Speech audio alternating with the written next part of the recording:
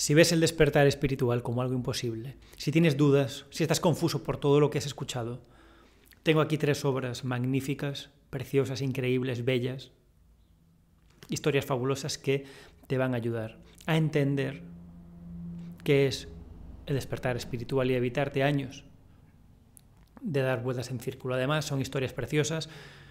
Ninguna de ellas es ensayo, una de ellas es un trozo. Esta es una novela, esta es una autobiografía y esta es una autobiografía con mezcla de ensayo. La primera de todas es muy conocida y es Siddhartha, de Hermann Hesse. Esta obra es preciosa. Una de las ventajas es que se lee en un fin de semana, se lee muy rápido, se lee muy fácil, porque es una novela aparentemente simple, pero con cada lectura va adquiriendo una nueva capa de complejidad. Yo me la he leído solo 2 veces, dejando un margen de 2 años, y la diferencia de una lectura, de la primera lectura a la segunda, es increíble. Son de esas novelas con las que el tiempo, y sobre todo si haces trabajo espiritual en ti mismo, vas a notar que mejora con los años. Evidentemente el libro es el mismo, ¿no? Es lo que se dice, que el libro es el mismo, el libro permanece igual, pero es la persona la que cambia y que años después, volviendo a leer ese mismo libro, ve cosas que antes no había visto. Y te voy a leer algunas de las partes en las que habla del despertar espiritual. Le dice su amigo a Siddhartha. Siddhartha pregunta: ¿qué edad crees que tiene el más anciano de los samanas, nuestro venerable maestro? El más anciano de los nuestros quizá tenga unos 60 años. Y Siddhartha le responde: ya tiene 60 años y no ha llegado al nirvana. Cumplirá 70 y 80 y tú y yo también los cumpliremos.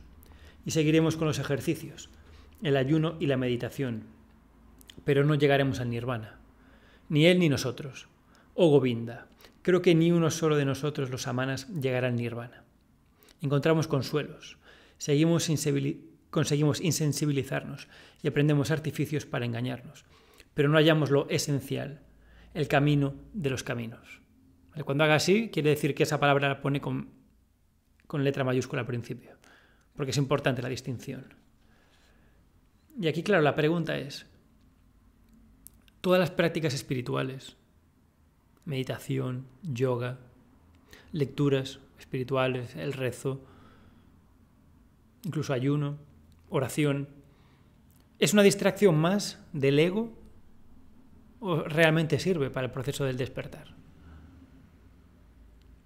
Podemos decir que hay ciertos hábitos peores, ¿no?, como ver la tele, estar en redes, beber alcohol, salir de fiesta, y hay otros hábitos mejores como la meditación, el rezo, el ayuno, lectura espiritual, pero realmente, como dice Siddhartha, esa gente lleva 60 años haciendo eso. Y ninguna de esa gente ha despertado. Si yo hago lo mismo, llegaré al despertar. Porque es muy diferente la vida espiritual de tener un despertar espiritual. Y Siddhartha se daba cuenta. Y sigue. Sabía sin duda y desde hacía tiempo que su propio yo era el Atman, formado de la misma esencia eterna de Brahma. Mas nunca antes había hallado de verdad a ese yo, pues siempre intentaba atraparlo con las redes del pensamiento. Si ni el cuerpo ni el juego de los sentidos constituían el yo, cosa evidente, tampoco lo eran el pensamiento, ni la inteligencia, ni los conocimientos adquiridos, ni el arte, igualmente aprendido, de sacar conclusiones o forjar nuevas ideas a partir de las antiguas.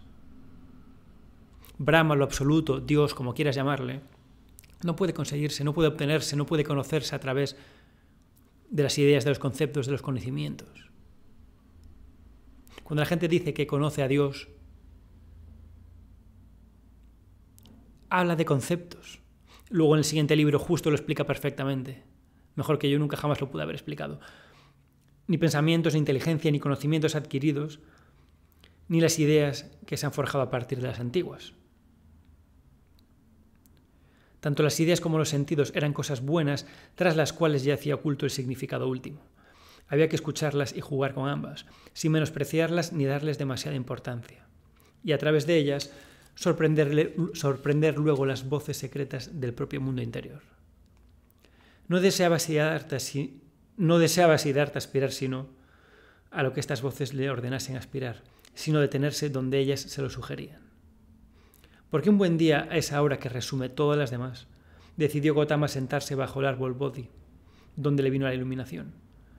Porque en su corazón oyó una voz que le ordenaba buscar reposo bajo ese árbol, dejando a un lado la mortificación, los sacrificios, el baño, las plegarias, la comida, la bebida y el sueño.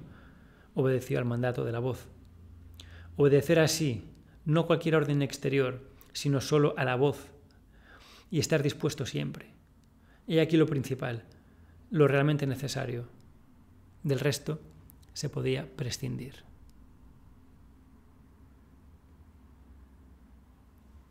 La verdad absoluta, si la hay, que la hay, no es nada que esté en la dualidad, en Maya.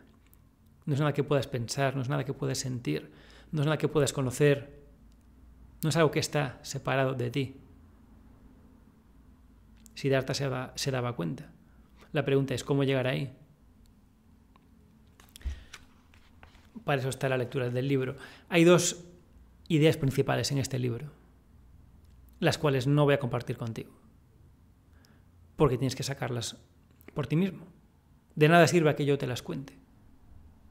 Si has leído el libro, mi humilde consejo es volver a releerlo. Sobre todo si has estado en el camino de práctica espiritual, buscando el despertar espiritual y tratando de tener una vida más espiritual.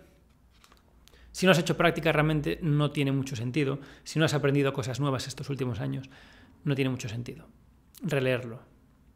Pero cuando lo releas, si has hecho la práctica, te vas a dar cuenta de que vas a ver nuevas verdades en el libro que antes no habías visto. Y verdades muy importantes y muy prácticas que de la historia las puedes aplicar a tu vida y a tu propio camino. Pero no solo habla de espiritualidad, también tiene su parte de amor. Dice, tras la celebración de un ritual amoroso, los amantes no deberían separarse sin antes haberse admirado mutuamente, sin sentirse al mismo tiempo vencedores y vencidos, de suerte que en ninguno de ambos surja una sensación de hastío o de abandono, ni la desagradable impresión de haber abusado o de haber sido víctima de un abuso. Precioso libro, Siddhartha, Hermann Hesse, muy recomendado para el camino del del despertar espiritual. El siguiente libro, muy conocido, seguro que ya lo has visto por la portada, al menos te suena, es Autobiografía de un Yogi. Este libro es espectacular. Tengo aquí varios pasajes para leerte. Este libro es mágico. Claro, yo cuando lo leí, cuando empecé a leerlo, fue en 2019 o por ahí, 18, 19, no sabía lo que era un yogi. Mi única idea de lo que era el yoga eran las clases de yoga. No tenía ni idea de lo que iba a encontrarme en el libro. Era como una hoja totalmente en blanco. No sabía lo que me podía encontrar aquí. Había escuchado hablar de él mucho. Y no te voy a contar tampoco a lo que él se refiere con yoga, de qué va y la historia de Paramahansa Yogananda. Pero te voy a leer unos párrafos y te voy a explicar cómo cambió mi vida y cómo puedes aplicar tú parte de las enseñanzas que vienen en el libro. Dice, he ejercitado durante mucho tiempo una introspección honrada, el sumamente doloroso acercamiento a la sabiduría, el autoestudio, la observación incesante de los propios pensamientos es una experiencia dura y aplastante, pulveriza el ego más fuerte, pero el autoanálisis veraz opera matemáticamente para producir profetas. Autoanálisis, la mirada adentro, self-inquiry o neti-neti, dos métodos para llegar al despertar de los que se habla muy poco. Pero eso es autoanálisis. El camino de la autoexpresión, de reconocimiento individual, da como resultado ególatras, seguros de su derecho a sus propias interpretaciones de Dios y del universo. Esto es una crítica a Occidente clara, la autoexpresión, la individualización, el reconocimiento individual. Que yo personalmente creo que es importante. Jung hablaba de esto, de la individualización, de cómo que tenemos que ser nuestro propio individuo, en cierto modo tenemos que ser nuestro propio ego.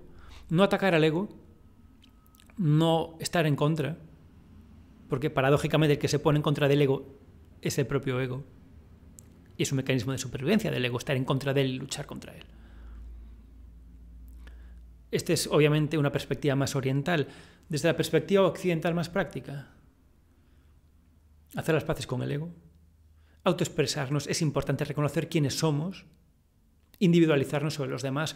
Somos diferentes a esa persona, somos diferentes a otra, tenemos nuestros gustos, nuestras prioridades, nuestros puntos fuertes, nuestros puntos débiles, pero sabemos que ese ego en el fondo es una ilusión y que no es la verdad absoluta y que hay algo más allá. El ego es maya, es ilusión, es dualidad.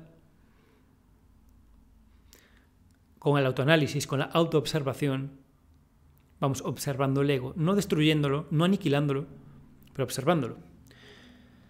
Y dice, el hombre no puede comprender la verdad eterna hasta que no se libera de sus pretensiones. La mente humana, expuesta a un fango de siglos, hierve con la repugnante vida de incontables engaños mundanos. Las luchas de los campos de batalla se vuelven insignificantes cuando el hombre se enfrenta por primera vez con sus enemigos interiores. La lucha externa, lo cual también es importante en el mundo en que vivimos, la parte que describí en mi vídeo de desarrollo diagonal como el desarrollo horizontal, es importante, la parte práctica, la parte material, el campo de batalla de la vida, pero luego es importante también ese desarrollo vertical profundo del campo de batalla interno, que puede llegar a ser más duro que el externo también. Esta frase me encanta, dice: el poeta tiene una estrecha relación con la verdad, mientras que el científico se acerca a ella torpemente. Esta frase al principio no tenía mucho sentido, porque ¿cómo el poeta va a tener una relación más estrecha con la verdad que el científico? Si la ciencia lo que hace es descubrir la verdad. Pero esta frase tiene todo el sentido del mundo. El poeta tiene una relación más estrecha con la verdad y el científico torpemente se acerca a ella, porque el científico siempre está mirando desde fuera. El poeta se permite entrar en la verdad. Su propia experiencia subjetiva en primera persona, el científico, siempre está observando desde fuera. De hecho, en el siguiente libro, que tiene una perspectiva más occidental, es de un autor americano, va a entrar en la parte de cómo la ciencia está muy limitada y cómo la ciencia y la física no puede descifrar lo que es el ser, lo que es el despertar. La ciencia no puede entrar en la espiritualidad y en lo que es Dios. Ya no el Dios religioso, sino el Dios real, el Dios espiritual, Brahma, la consciencia. Seguimos con... esta parte es brutal. Decía que la ciencia se mantiene en perpetuo cambio, incapaz de llegar a algo definitivo, mientras que a través de la experiencia individual de despertar sí que se puede llegar a eso absoluto definitivo. Vencer a Maya fue la tarea asignada a la raza humana por los profetas durante milenios. Elevarse por encima de la dualidad de la creación y percibir la unidad del Creador se concebía como el más alto objetivo del hombre. Quienes se aferran al engaño cósmico tienen que aceptar su ley básica de la polaridad. Rasgar el velo de Maya es traspasar el secreto de la creación. Ojo con esto. El yogi que desnuda de esta forma el universo es el único y auténtico monoteísta. Esta parte es increíble. El monoteísta no es el que cree en un Dios, porque es lo que decía Siddhartha también. No puedes creer en un concepto, en una idea. Si es algo mental, algo que te han contado, no es eso. Eso puede ser una percepción de algo. Eso es maya, es dualidad. Estás tú y está la creencia. Y no tienes forma de demostrar eso porque habrá otro de otra religión, monoteísta también, que cree en su otro Dios. Y es el debate eterno. ¿Cómo sabemos cuál es? Realmente no es ninguno de esos dos, porque esos dos dioses de dos religiones monoteístas son simplemente conceptos. Conceptos que el humano ha inventado. Dice el yogi, repito, que desnuda de esta forma el universo, el despertar espiritual real, es el auténtico monoteísta. Todos los demás son adoradores de imágenes paganas. Porque Dios, Brahma, la consciencia única, es la experiencia subjetiva en primera persona. Ese estado de samadhi. La ignorancia, el engaño, maya, no pueden ser destruidas jamás por medio del análisis o la convicción intelectual, sino únicamente alcanzando el estadio interior de samadhi. Es decir, el despertar, el conocer a Dios, entre comillas, conocerlo, es un estado. Kensho, satori, samadhi, puedes llamarle como quieras, vislumbramiento, como quieras, pero no es una convicción intelectual, no es un análisis, no es aprender, no es leer. No puedes tener ninguna idea de lo que es Dios, de lo que es Brahma, de lo que es el todo. El momento que tienes una idea, un concepto, es maya, es dualidad. Estás tú y está la idea, estás tú, está el concepto, está esa imagen que tienes. Pero eso es un adorador de imágenes paganas, porque el verdadero Dios, le podemos llamar de cualquier otra forma, es destapar maya, es el desvelo de maya, es cuando queda solo la unidad, cuando solo hay uno. Y se puede tener una experiencia empírica de ello, lo cual el siguiente libro te lo explica un poco más en detalle. Esto es una explicación más oriental, en el siguiente veremos una explicación más occidental. Y esta parte fue un poco densa, sé que puede molestar a mucha gente, así que vamos a acabar con algo un poco más tierno al final, que dice: Guruji, Yogananda hablando con su gurú. Guruji, llegué a usted como un joven estudiante de secundaria.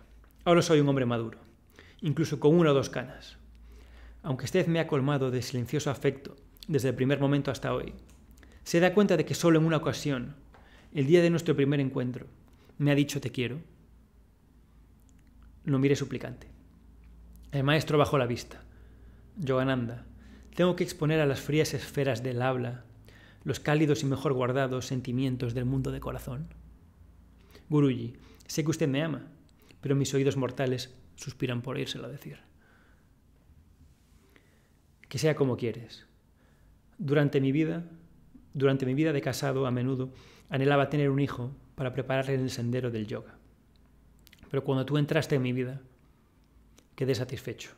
En ti he encontrado a mi hijo. 2 cristalinas lágrimas afluyeron a los ojos de Sri Yukteswar. Yogananda, siempre te amaré. Su respuesta es mi pasaporte para el cielo. Autobiografía de un yogi. Hay capítulos enteros que no tengo nada subrayado porque solo son historias.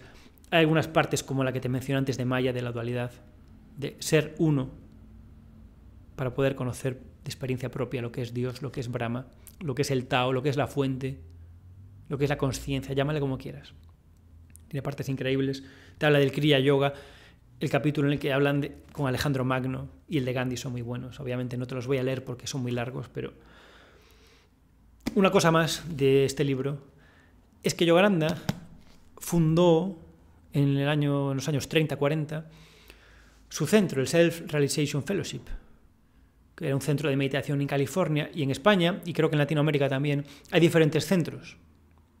De hecho, yo en 2022-23, cuando me leí la segunda parte del libro, porque había leído las 200 primeras páginas en 2019 y el resto 2022-23, busqué en el Google Maps centros de meditación en Barcelona, que estaban cerca de mi piso, y justo estaba el de Yogananda, que yo de aquella no le di la más mínima importancia realmente, simplemente me sonaba, pero bueno. Fui allí y una maravilla. Ya hablé en otros vídeos de cómo empezar los sábados meditando, porque los sábados a las 9 menos cuarto empezaba la meditación. Era 1 hora, 1 hora y media, 2 horas, depende del día. Y eso cambió por completo mi estructura de los fines de semana, de cómo me organizaba yo, porque ya me hacía los viernes en no trasnochar y acostarme pronto para levantarme el sábado temprano. Me cambió por completo el cómo veía yo y cómo viví los fines de semana. Y ahora llevo, por ejemplo, el momento que grabo esto, 6 meses bebiendo 0 alcohol, y en parte viene por esto, porque al empezar a meditar en el centro, los fines de semana eran distintos y las prioridades cambiaron poco a poco. Y empecé a conectar más conmigo mismo. Y así que te recomiendo, si te gusta el libro o si no lo has leído, puedes buscar en tu ciudad si hay un centro de SRF, Self-Realization Fellowship, puedes buscarlo en tu ciudad. En las ciudades pequeñas se hará en un piso, va gente a meditar allí, con una cierta organización, depende de la ciudad. En Barcelona es un centro grande, en un bajo, y en Madrid creo que también. En Valencia fui una vez, es en un piso que está muy bien decorado. La mujer que lo llevó ese día, increíble, increíble. Y si te interesan centros de meditación, además no pagas nada, puedes donar si quieres en algunas sesiones, pero es gratuito. Nadie te presiona para que pagues nada. Gente maravillosa. Suele ser gente de más de 50, 60 años. Hay alguna gente joven, pero en general es gente algo más mayor. Muy buena gente. Mi experiencia fue magnífica. Ya te digo que cambió mucho la forma en la que me acerqué a la espiritualidad. Tras tener al menos un día por semana esta meditación en grupo. Y el último libro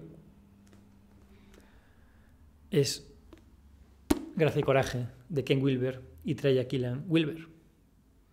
Te explica la historia de cómo se conocieron. Amor a primera vista. Es una historia de amor, muerte, enfermedad. No la acabé pero aún así me atrevo a recomendártelo porque es muy bonito. Y aparte de tener la historia en sí, Ken Wilber, si no lo conoces, es un genio. O sea, literalmente, de esa gente que dices, es un genio. Es un tocado por la varita. En este caso a nivel de conocimiento, a nivel de espiritualidad. Y esta es una perspectiva occidental, porque si todo lo que te he dicho con lo de Siddhartha o autobiografía de un yogi ves que no te cuadra porque es todo muy oriental, muy místico, muy de la India, Ken Wilber va a reforzar lo que te acabo de decir en autobiografía de un yogi. Y te leo algún extracto de la parte más de ensayo, porque la historia al final no te voy a hacer ningún avance, pero con la parte de ensayo hablando de espiritualidad es muy interesante. Aquí Ken Wilber había dado una charla en su universidad así como muy abstracta, ¿no? Y le dicen, ahora volvamos a la realidad. Y sigue. Fue un comentario genuinamente gracioso que arrancó las carcajadas de todos los presentes. Pero lo triste, sin embargo, es que la realidad, entre comillas, a la que hacían referencia era exclusivamente la realidad de la que se ocupa la ciencia empírica. Una realidad que solo abarca el ámbito de la percepción de los sentidos humanos y de sus extensiones, microscopios, telescopios, las placas fotográficas, etc. Desde ese punto de vista, cualquier cosa que salga de ese estrecho dominio, cualquier cosa que tenga que ver con el alma, con el espíritu, con Dios o con la eternidad, es considerada como algo no científico y por consiguiente como algo irreal. Sin estar equivocada, la ciencia posee, sin embargo, una perspectiva brutalmente limitada y estrecha. Esto fue una de las, no epifanías, pero formas de pensar en la que cambié mucho, ¿no? En la perspectiva de que la ciencia es muy útil y funciona para lo que funciona, pero hay que criticar a la ciencia cuando hay que criticarla. Y ya no estoy hablando de la propia corrupción que hay en la ciencia, como la hay en todas las instituciones, sino de que la ciencia, como dice Wilber aquí, cubre un pequeño espectro de la vida. Y es muy útil para construir puentes, para crear fármacos, para los coches, para los cohetes, para los satélites. La ciencia es útil y si funciona, funciona. Pero tenemos que empezar a hacer críticas a la ciencia desde arriba, no desde abajo, como por ejemplo terraplanismo o el creacionismo, ¿no? Hay críticas a la ciencia desde abajo, pero hay que empezar a criticar a la ciencia desde arriba. Es lo que Wilber llama la falacia pre-trans. Es decir, tenemos lo racional, que es la ciencia, luego tenemos lo pre-racional, que serían las creencias más irracionales sobre la religión, sobre ciertas historias, sobre mitos. Y luego está lo transracional, que muchas veces se confunde con lo prerracional. Lo transracional es, por ejemplo, la experiencia de despertar espiritual. Mucha gente muy científica y racional lo va a etiquetar como pre-racional, como algo místico, como algo que no puedes medir, cosa que es cierta. Pero la premisa falsa de la ciencia es que se cree que solo aquello que se puede medir es verdadero. Pero ahí es cuando se equivoca. Porque puedes tener esa experiencia transracional, como el despertar, que va más allá de la ciencia. Y ahí entra una de las limitaciones de la ciencia. Seguimos. Según los místicos, cuando trascendemos la sensación de estar separados, cuando vamos más allá de nuestro ego limitado, descubrimos en cambio una identidad suprema, una identidad con el todo, con el espíritu universal, infinito, eterno e inmutable que todo lo impregna. Una especie de ilusión óptica de su consciencia. Se experimenta a sí mismo y a sus pensamientos y sentimientos como algo separado del resto. Esa es la ilusión óptica. La separación, la dualidad, Maya, lo que decía Yogananda en Autobiografía de un Yogi. Nuestra tarea debe consistir en liberarnos de esa prisión. En realidad, el verdadero objetivo de la meditación o contemplación, ya sea oriental o occidental, y tanto de origen cristiano como mahometano, como budista o hindú, da igual las religiones, consiste precisamente en liberarse de esa ilusión óptica, de que somos meros egos separados entre sí y alejados del espíritu eterno, para llegar a descubrir, una vez liberados de la prisión de nuestra individualidad, que somos uno con la divinidad, y por lo tanto que somos atemporales y eternamente uno con todo lo manifestado. Esta no es una simple idea teórica, sino una experiencia directa e inmediata testimoniada en todo el mundo desde tiempos inmemoriales, e independientemente del lugar y el tiempo. Siempre la misma esencia. Exactamente un americano, visión occidental, lo mismo que decía Yogananda del siglo pasado, con visión totalmente oriental desde la perspectiva más hinduista.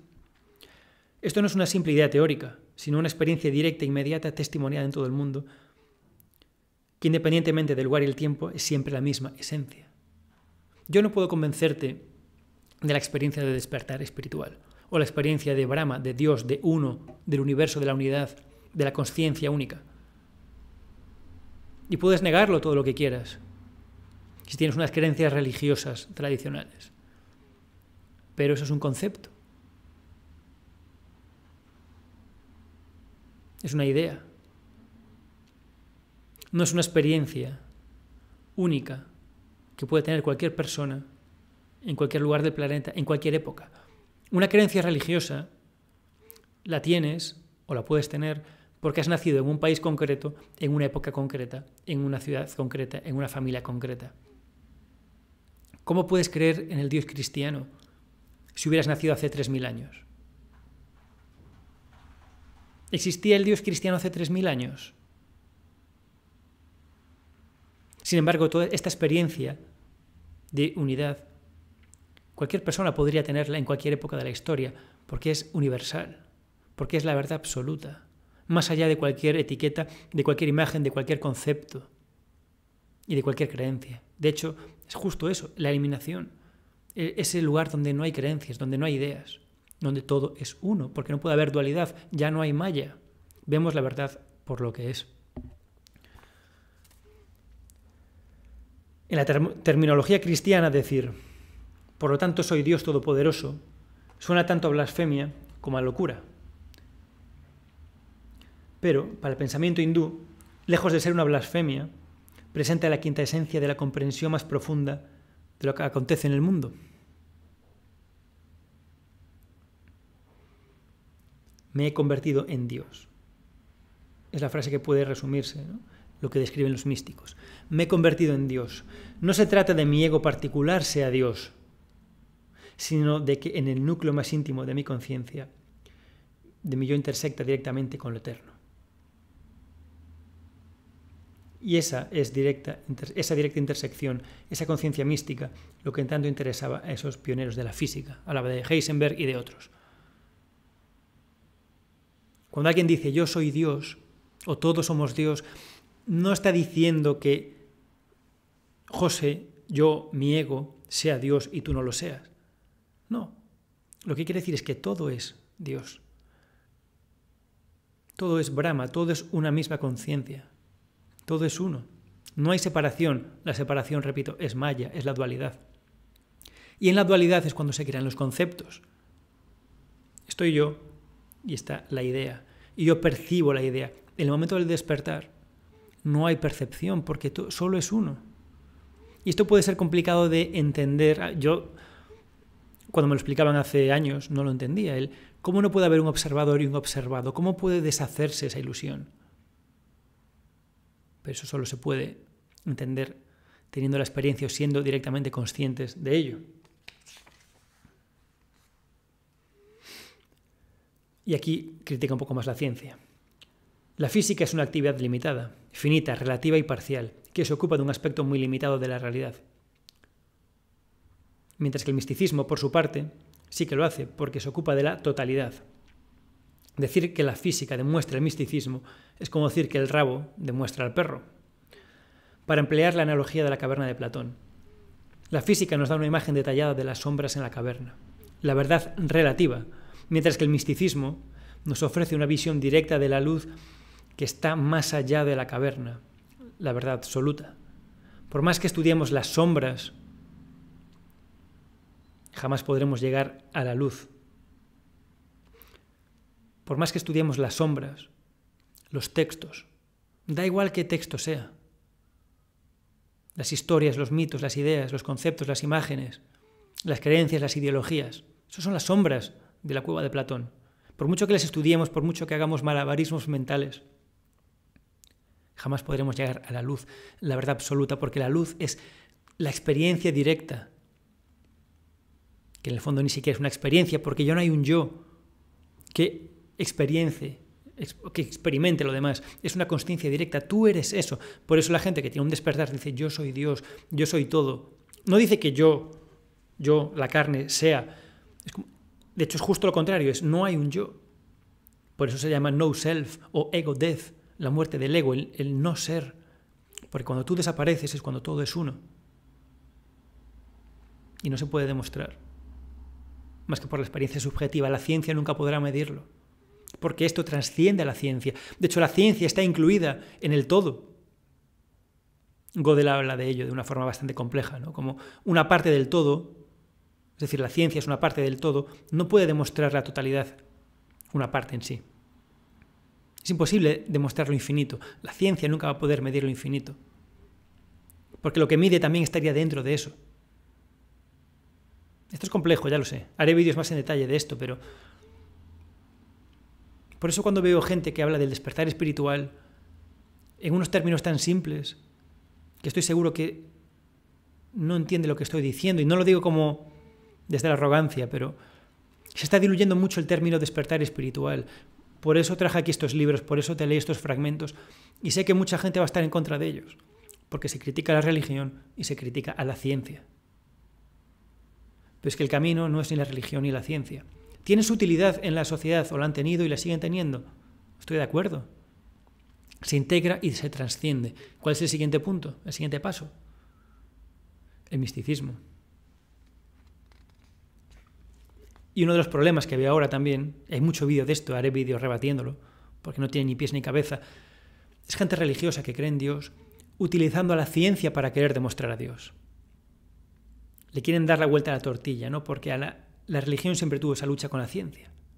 Cuando se empezaban a descubrir cosas a nivel científico, ponían en duda las creencias religiosas o de los textos sagrados. Sin embargo, la gente religiosa lo que hace ahora es coger la ciencia y utilizarla a su favor para demostrar a Dios, lo cual no tiene ningún sentido. Y ya acabo con esto. Imaginemos simplemente lo que ocurriría si dijéramos que la física moderna ha demostrado el misticismo. ¿Qué pasaría, por ejemplo, si dijésemos que la física actual está en perfecto acuerdo con la iluminación de Buda? ¿Qué sucedería entonces cuando la física del mañana superase o reemplazara a la física de hoy? Cosa que con toda seguridad ocurrirá. ¿Perdería entonces por ello su iluminación el pobre Buda? El problema es evidente. Si ubicas a tu Dios en la física actual, ese Dios también se tambaleará cuando la física se tambalee.